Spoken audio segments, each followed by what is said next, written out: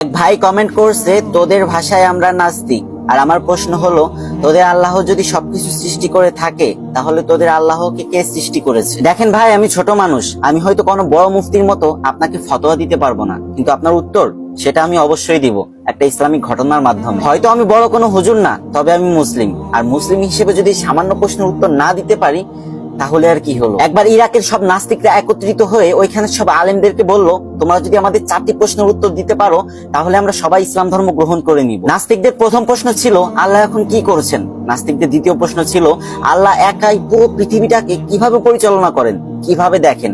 একা কি পৃথিবীকে পরিচালনা করা সম্ভব? নাস্তিকদের তৃতীয় প্রশ্ন ছিল, তোমাদের নবী মুহাম্মদ আকাশের কোন দরজা দিয়ে আল্লাহর সাথে সাক্ষাৎ করতে গিয়েছিলেন? নাস্তিকদের চতুর্থ প্রশ্ন ছিল, আল্লাহর আগে কে? আল্লাহ যদি সবকিছু সৃষ্টি করে থাকে, তাহলে আল্লাহকে কে সৃষ্টি করেছে?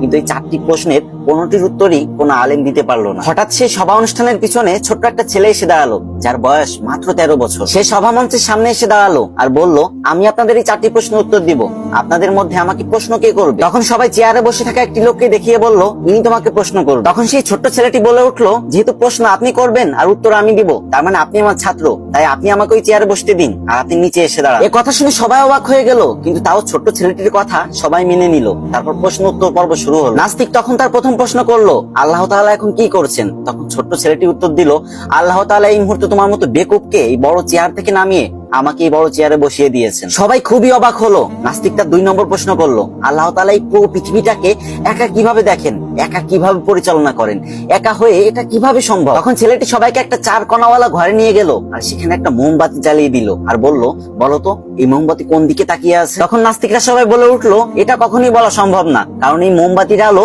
পুরো ঘরে ছড়িয়ে আছে। তখন ছেলেটি বলে উঠলো, আল্লাহ তাআলা ঠিক এভাবেই তার নূর আর রহমত দিয়ে পুরো পৃথিবীটাকে ঘিরে রেখেছে, এভাবেই সে পুরো দুনিয়াটাকে পরিচালনা করে। সবাই হতভম্ব হয়ে গেল। নাস্তিকদের 3 নম্বর প্রশ্ন ছিল, তোমাদের নবী মুহাম্মদ আকাশের কোন দরজা দিয়ে আল্লাহর সাথে সাক্ষাৎ করতে গিয়েছিল? তখন সেই ছেলেটি হাতে একটা ডিম নিয়ে বলল, এই ডিম থেকে 22-23 দিন পরে বাচ্চা ফুটে বের হবে, এবার তোমরা বলো তো বাচ্চাটা ঠিক কোন দিক দিয়ে বের হবে? নাস্তিকরা বলল, ঠোঁট দিয়ে ডিম ফুটো করে বাচ্চা বের হবে। তখন ছেলেটি বলল, ঠিক কোন দিক দিয়ে বের হবে?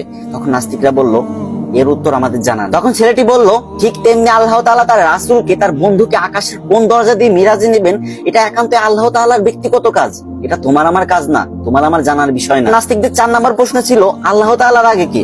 সবারই তো সৃষ্টিকর্তা আছে, তাহলে আল্লাহ তাআলাকে কে সৃষ্টি করেছে? তখন ছেলেটি উত্তর দিল, তোমাদের মধ্যে ভালো অঙ্ক কে করতে পারে? তখন একজন ব্যক্তি হাত তুললো। তখন ছেলেটি বলল, তুমি 1 থেকে গুনতে শুরু করো। আর লোকটি 1 থেকে গুনতে শুরু করলো, 1 2 3 4 5 6 7 8 9 10। তখন ছেলেটি বলল, এবার তুমি থামো, এবার তুমি 10 থেকে উল্টা গুনতে শুরু করো। তখন লোকটি 10 থেকে উল্টা গুনতে শুরু করলো, 10 9 8 7 6 5 4 3 2 1। তারপর লোকটি একা একাই থেমে গেল। তখন ছেলেটি বলল, তুমি থামলে কেন? তোমাকে তো আমি থামতে বলিনি। তখন লোকটি বলে উঠলো, এর আগে তো আর কিছুই নেই। তখন ছেলেটি বলল, আল্লাহর আগেও কিছুই নেই, সামান্য একটা সংখ্যার আগে কি আছে এটাই যদি তুমি বের না করতে পারো, তাহলে সেই মহান সত্তা আল্লাহর আগে কি আছে এটা তুমি কি করে বের করবে?